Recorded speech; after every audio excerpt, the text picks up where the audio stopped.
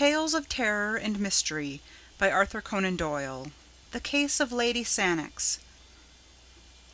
The relations between Douglas Stone and the notorious Lady Sannox were very well known both among the fashionable circles of which she was a brilliant member, and the scientific bodies which numbered him among their most illustrious confreres. There was naturally, therefore, a very widespread interest when it was announced one morning that the lady had absolutely and for ever taken the veil, and that the world would see her no more. When, at the very tail of this rumour, there came the assurance that the celebrated operating surgeon, the man of steel nerves, had been found in the morning by his valet, seated on one side of his bed, smiling pleasantly upon the universe, with both legs jammed into one side of his breeches, and his great brain about as valuable as a cap full of porridge, the matter was strong enough to give quite a little thrill of interest to folk who had never hoped that their jaded nerves were capable of such a sensation. Douglas Stone, in his prime, was one of the most remarkable men in England. Indeed, he could hardly be said to have ever reached his prime, for he was but 39 at the time of this little incident. Those who knew him best were aware that, famous as he was as a surgeon, he might have succeeded with even greater rapidity in any of a dozen lines of life. He could have cut his way to fame as a soldier, struggled to it as an explorer, bullied for it in the courts, or built it out of stone and iron as an engineer. He was born to be great, for he could plan what another man dare not do, and he could do what another man dare not plan. In surgery none could follow him. His nerve, his judgment, his intuition were things apart. Again and again his knife cut away death, but grazed the very springs of life in doing it, until his assistants were as white as the patient. His energy, his audacity, his full-blooded self-confidence, does not the memory of them still linger in the south of Marylebone Road and the north of Oxford Street? His vices were as magnificent as his virtues, and infinitely more picturesque. Large as was his income, and it was the third largest of all professional men in London, it was far beneath the luxury of his living. Deep in his complex nature lay a rich vein of sensualism, at the sport of which he placed all the prizes of his life. The eye, the ear, the touch, the palate, all were his masters. The bouquet of old vintages, the scent of rare exotics, the curves and tints of the daintiest potteries of Europe, it was to these that the quick-running stream of gold was transformed.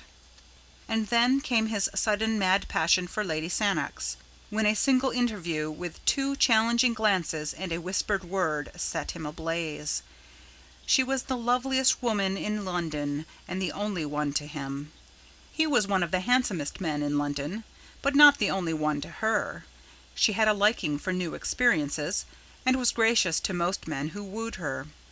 It may have been cause, or it may have been effect, that Lord Sannox looked 50, though he was but 36. He was a quiet, silent, neutral-tinted man, this lord, with thin lips and heavy eyelids, much given to gardening, and full of homelike habits. He had at one time been fond of acting, had even rented a theatre in London, and on its boards had first seen Miss Marion Dawson, to whom he had offered his hand, his title, and the third of a county. Since his marriage, his early hobby had become distasteful to him. Even in private theatricals it was no longer possible to persuade him to exercise the talent which he had often showed that he possessed. He was happier with a spud and a watering-can among his orchids and chrysanthemums. It was quite an interesting problem whether he was absolutely devoid of sense or miserably wanting in spirit. Did he know his lady's ways and condone them, or was he a mere blind, doting fool? It was a point to be discussed over the teacups in snug little drawing-rooms, or with the aid of a cigar in the bow-windows of clubs. Bitter and plain were the comments among men upon his conduct. There was but one who had a good word to say for him, and he was the most silent member in the smoking-room. He had seen him break in a horse at the university, and it seemed to have left an impression upon his mind. But when Douglas Stone became the favourite all doubts, as to Lord Sannox's knowledge or ignorance were set for ever at rest. There was no subterfuge about Stone. In his high-handed, impetuous fashion, he set all caution and discretion at defiance. The scandal became notorious. A learned body intimated that his name had been struck from the list of its vice-presidents. 2 friends implored him to consider his professional credit. He cursed them all 3, and spent 40 guineas on a bangle to take with him to the lady. He was at her house every evening, and she drove in his carriage in the afternoons. There was not an attempt on either side to conceal their relations, but there came at last a little incident to interrupt them. It was a dismal winter's night, very cold and gusty, with the wind whooping in the chimneys and blustering against the window-panes. A thin spatter of rain tinkled on the glass with each fresh sough of the gale, drowning for the instant the dull gurgle and drip from the eaves. Douglas Stone had finished his dinner and sat by his fire in the study, a glass of rich port upon the malachite table at his elbow. As he raised it to his lips, he held it up against the lamp-shade, and watched with the eye of a connoisseur the tiny scales of beeswing which floated in its rich ruby depths. The fire, as it spurted up, threw fitful lights upon his bald, clear-cut face, with its widely opened grey eyes, its thick and yet firm lips, and the deep, square jaw which had something Roman in its strength and its animalism. He smiled from time to time as he nestled back in his luxurious chair. Indeed, he had a right to feel well pleased, for, against the advice of 6 colleagues, he had performed an operation that day of which only 2 cases were on record, and the result had been brilliant beyond all expectation. No other man in London would have had the daring to plan or the skill to execute such a heroic measure. But he had promised Lady Sannox to see her that evening, and it was already 8:30. His hand was outstretched to the bell to order the carriage when he heard the dull thud of the knocker. An instant later there was the shuffling of feet in the hall and the sharp closing of a door. "A patient to see you, sir, in the consulting room," said the butler. "About himself?" "No, sir. I think he wants you to go out." "It is too late," cried Douglas Stone peevishly. "I won't go." "This is his card, sir." The butler presented it upon the gold salver which had been given to his master by the wife of a prime minister. "Hamil Ali Smyrna. The fellow is a Turk, I suppose?" "Yes, sir. He seems as if he came from abroad, sir, and he's in a terrible way." "Tut, tut, I have an engagement. I must go somewhere else. But I'll see him. Show him in here, Pym." A few moments later the butler swung open the door and ushered in a small and decrepit man, who walked with a bent back and with the forward push of the face and blink of the eyes which goes with extreme short sight. His face was swarthy, and his hair and beard of the deepest black. In one hand he held a turban of white muslin striped with red, in the other a small chamois leather bag. "Good evening," said Douglas Stone, when the butler had closed the door. "You speak English, I presume?" "Yes, sir. I am from Asia Minor, but I speak English when I speak slow." "You wanted me to go out, I understand?" "Yes, sir. I wanted very much that you should see my wife." "I could come in the morning, but I have an engagement which prevents me from seeing your wife tonight." The Turk's answer was a singular one. He pulled the string which closed the mouth of the chamois leather bag, and poured a flood of gold on to the table. "There are £300 there," said he, "and I suppose that it will not take you an hour. I have a cab ready at the door." Douglas Stone glanced at his watch. An hour would not make it too late to visit Lady Sannox.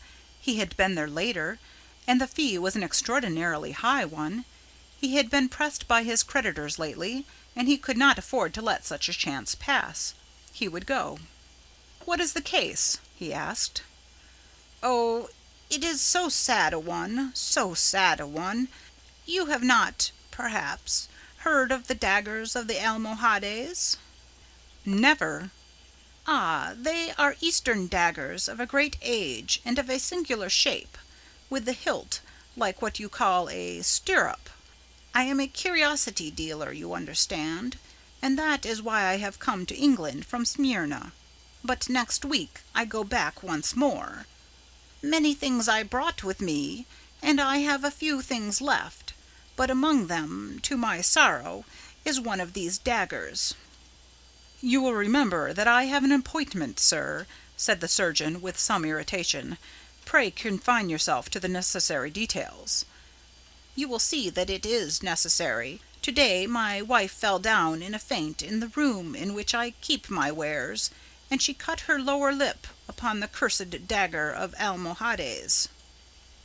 "I see," said Douglas Stone, rising.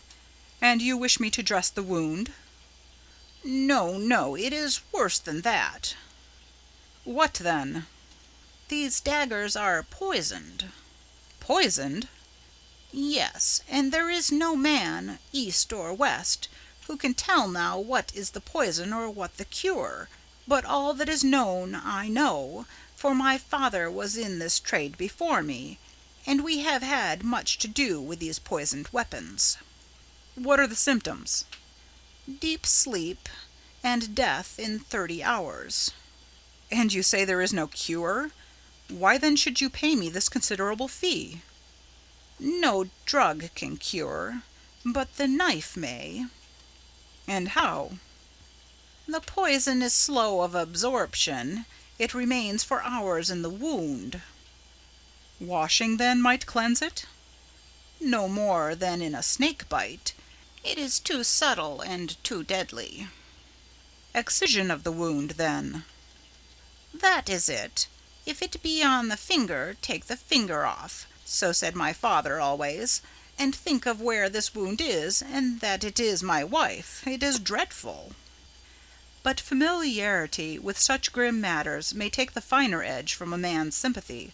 To Douglas Stone this was already an interesting case, and he brushed aside as irrelevant the feeble objections of the husband. "It appears to be that or nothing," said he brusquely. "It is better to lose a lip than a life." "Ah, yes, I know that you are right. Well, it is kismet, and it must be faced. I have the cab, and you will come with me and do this thing." Douglas Stone took his case of bistouries from a drawer and placed it with a roll of bandage and a compress of lint in his pocket. He must waste no more time if he were to see Lady Sannox. "I am ready," said he, pulling on his overcoat. "Will you take a glass of wine before you go out into this cold air?" His visitor shrank away, with a protesting hand upraised. "You forget that I am a Mussulman, and a true follower of the Prophet," said he. "But tell me, what is the bottle of green glass which you have placed in your pocket?" "It is chloroform." "Ah, that also is forbidden to us. It is a spirit, and we make no use of such things." "What? You would allow your wife to go through an operation without an anesthetic?" "Ah, she will feel nothing, poor soul. The deep sleep has already come on, which is the first working of the poison, and then I have given her of our Smyrna opium. Come, sir, for already an hour has passed." As they stepped out into the darkness, a sheet of rain was driven in upon their faces, and the hall lamp, which dangled from the arm of a marble caryatid, went out with a fluff. Pym, the butler, pushed the heavy door to, straining hard with his shoulder against the wind, while the two men groped their way towards the yellow glare which showed where the cab was waiting. An instant later they were rattling upon their journey. "Is it far?" asked Douglas Stone. "Oh, no. We have a very little quiet place off the Euston Road." The surgeon pressed the spring of his repeater and listened to the little tings which told him the hour. It was 9:15. He calculated the distances, and the short time which it would take him to perform so trivial an operation. He ought to reach Lady Sannox by 10 o'clock. Through the fogged windows he saw the blurred gas lamps dancing past, with occasionally the broader glare of a shop front. The rain was pelting and rattling upon the leathern top of the carriage, and the wheels swashed as they rolled through puddle and mud. Opposite to him, the white headgear of his companion gleamed faintly through the obscurity. The surgeon felt in his pockets and arranged his needles, his ligatures, and his safety pins, that no time might be wasted when they arrived. He chafed with impatience, and drummed his foot upon the floor. But the cab slowed down at last and pulled up. In an instant Douglas Stone was out, and the Smyrna merchant's toe was at his very heel. "You can wait," said he to the driver. It was a mean-looking house in a narrow and sordid street. The surgeon, who knew his London well, cast a swift glance into the shadows, but there was nothing distinctive, no shop, no movement, nothing but a double line of dull, flat-faced houses, a double stretch of wet flagstone, which gleamed in the lamplight, and a double rush of water in the gutters which swirled and gurgled towards the sewer gratings. The door which faced them was blotched and discoloured, and a faint light in the fan pane above it served to show the dust and the grime which covered it. Above, in one of the bedroom windows, there was a dull yellow glimmer. The merchant knocked loudly, and as he turned his dark face towards the light, Douglas Stone could see that it was contracted with anxiety. A bolt was drawn, and an elderly woman with a taper stood in the doorway, shielding the thin flame with her gnarled hand. "Is all well?" gasped the merchant. "She is as you left her, sir." "She has not spoken?" "No, she is in a deep sleep." The merchant closed the door, and Douglas Stone walked down the narrow passage, glancing about him in some surprise as he did so. There was no oilcloth, no mat, no hat-rack. Deep grey dust and heavy festoons of cobwebs met his eyes everywhere.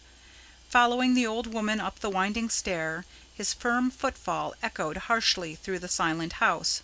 There was no carpet. The bedroom was on the second landing.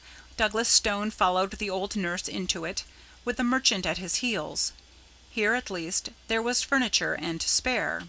The floor was littered and the corners piled with Turkish cabinets, inlaid tables, coats of chain mail, strange pipes, and grotesque weapons. A single small lamp stood upon a bracket on the wall. Douglas Stone took it down, and picking his way among the lumber, walked over to a couch in the corner, on which lay a woman dressed in the Turkish fashion, with yashmak and veil. The lower part of the face was exposed, and the surgeon saw a jagged cut which zigzagged along the border of the upper lip. "You will forgive the yashmak," said the Turk. "You know our views about women in the East." But the surgeon was not thinking about the yashmak. This was no longer a woman to him. It was a case. He stooped and examined the wound carefully. "There are no signs of irritation," said he. "We might delay the operation until local symptoms develop." The husband wrung his hands in uncontrollable agitation. "Oh, sir, sir," he cried, "do not trifle. You do not know. It is deadly. I know, and I give you my assurance that an operation is absolutely necessary. Only the knife can save her." "And yet I am inclined to wait," said Douglas Stone. "That is enough," the Turk cried angrily. "Every minute is of importance, and I cannot stand here and see my wife allowed to sink. It only remains for me to give you my thanks for having come, and to call in some other surgeon before it is too late." Douglas Stone hesitated. To refund that £100 was no pleasant matter, but of course if he left the case he must return the money, and if the Turk were right and the woman died, his position before a coroner might be an embarrassing one. "You have had personal experience of this poison?" he asked. "I have." "And you assure me that an operation is needful?" "I swear it by all that I hold sacred." "The disfigurement will be frightful." "I can understand that the mouth will not be a pretty one to kiss." Douglas Stone turned fiercely upon the man. The speech was a brutal one. But the Turk has his own fashion of talk and of thought, and there was no time for wrangling. Douglas Stone drew a bistoury from his case, opened it, and felt the keen straight edge with his forefinger. Then he held the lamp closer to the bed. Two dark eyes were gazing up at him through the slit in the yashmak. They were all iris, and the pupil was hardly to be seen. "You have given her a very heavy dose of opium." Yes, she has had a good dose. He glanced again at the dark eyes which looked straight at his own. They were dull and lustreless, but even as he gazed a little shifting sparkle came into them, and the lips quivered. "She is not absolutely unconscious," said he. Would it not be well to use the knife while it will be painless? The same thought had crossed the surgeon's mind. He grasped the wounded lip with his forceps, and with two swift cuts he took out a broad V-shaped piece. The woman sprang up on the couch with a dreadful gurgling scream. Her covering was torn from her face. It was a face that he knew. In spite of that protruding upper lip and that slobber of blood, it was a face that he knew. She kept on putting her hand up to the gap and screaming. Douglas Stone sat down at the foot of the couch with his knife and his forceps. The room was whirling round, and he felt something go like a ripping seam behind his ear. A bystander would have said that his face was the more ghastly of the two. As in a dream, or as if he had been looking at something at the play, he was conscious that the Turk's hair and beard lay upon the table, and that Lord Sannox was leaning against the wall with his hand to his side, laughing silently. The screams had died away now, and the dreadful head had dropped back again upon the pillow. But Douglas Stone still sat motionless, and Lord Sannox still chuckled quietly to himself. "It was really very necessary for Marion, this operation," said he. "Not physically, but morally. You know, morally."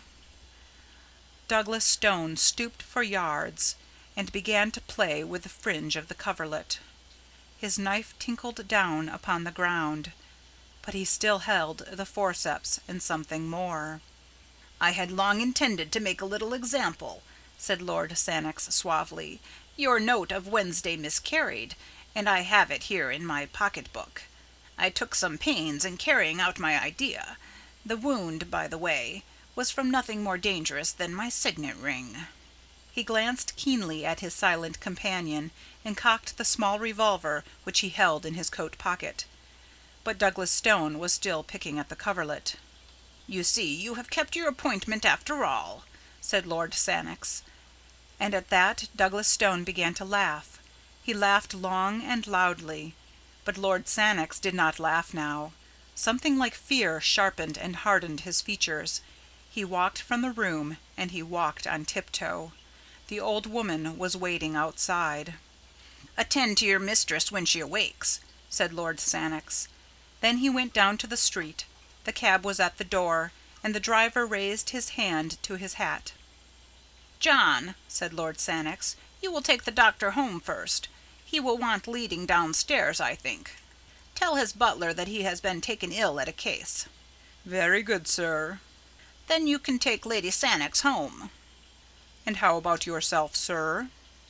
"Oh, my address for the next few months will be Hotel di Roma, Venice. Just see that the letters are sent on.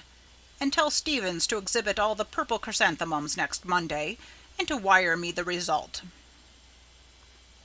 End of The Case of Lady Sannox by Arthur Conan Doyle.